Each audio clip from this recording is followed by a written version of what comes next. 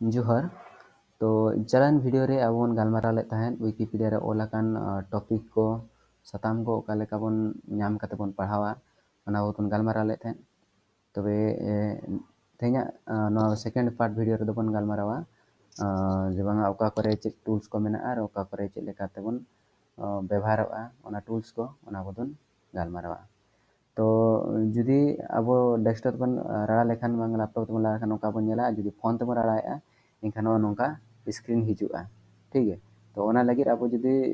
उनको फंक्शन को जहां टूल्स को मेना चितार को थाना उनको को नेल लगी खान अब लेतार गे लतार नंग डेस्कटॉप बटन जहां मेना ओना लीन हुया बना ठीक है ना लतार बन नेला डेस्कटॉप बटन लतार पूरा लतार रे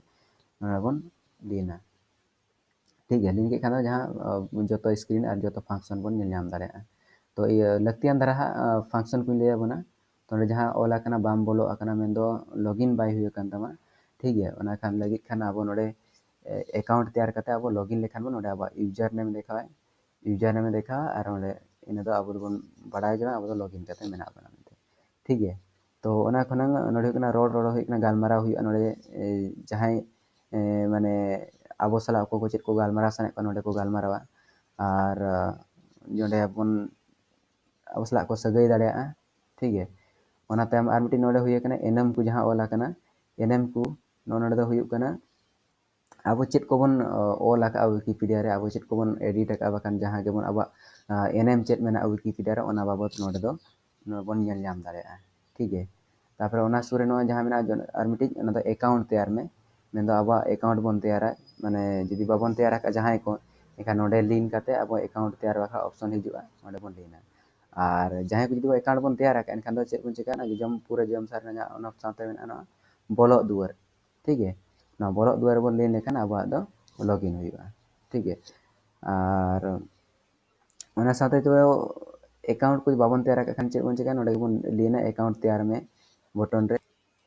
तो नोई अकाउंट तैयार में बटन बन लेन के खान के नोना कपटे स्क्रीन हिजुआ तो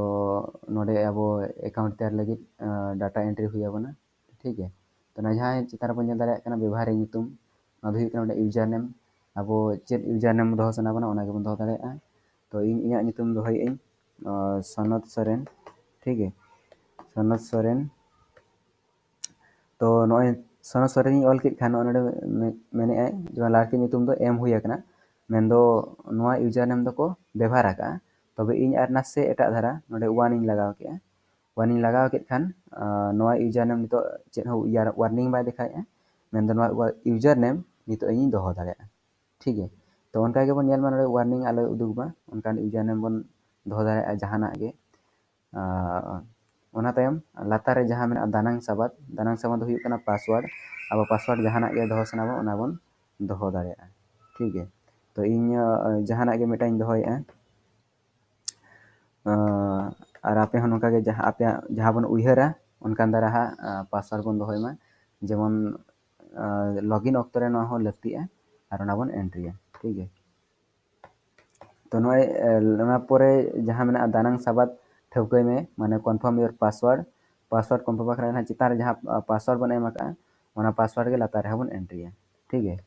एंट्री के तायम ओना तायम न हुई कना ईमेल एड्रेस जुदी मेना खान ताबन बन एम मा और एम लेखान भागी जेमन तायम ते दाराम अपडेट्स को बन नाम दाड़ेया और जुदी बनु खान नबन बगी होबन दाड़ेया और जुदी पासवर्ड को आदो उन जखा दो नोआ ईमेल जुदी बन एम का एनखान अबन रिकवर दाड़ेया ठीक है तो चेष्टा पे जुदी मेना खान ईमेल एड्रेस एम ताबन पे और ओना साथे चेतार जहां मेना कैप्चा ठीक है ना जहां चितर जहां ओला कना ओना लातार बन एंट्रिया लातार बन एंट्री के तायम जहां के ओला कना चितान रे ओना बन एंट्री के तायम चेक बन चिका लातार जहां ना आमा हिसाब तैयार में नो नोडे बन लीना जहां ग्रीन बटन मेना ना बन लीन के खान के अकाउंट तैयार ठीक है तो इया अकाउंट मेना ओनाते दोहा बइन तैयारेया तो नितो जुदी बन अकाउंट बन तैयार के खान चेक लेका लॉगिन हुआ लॉगिन बाबत तो हिन लैया बन नितो तो ओना खान दो जहां बोलो दुआर मेना जोजम आयर ना जहां बोलो दुआर नोडे बन लीना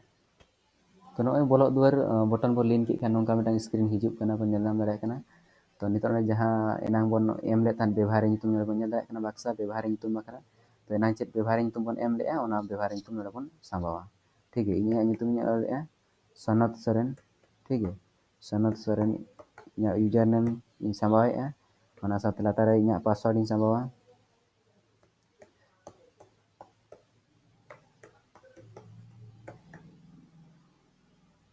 तो उनकाते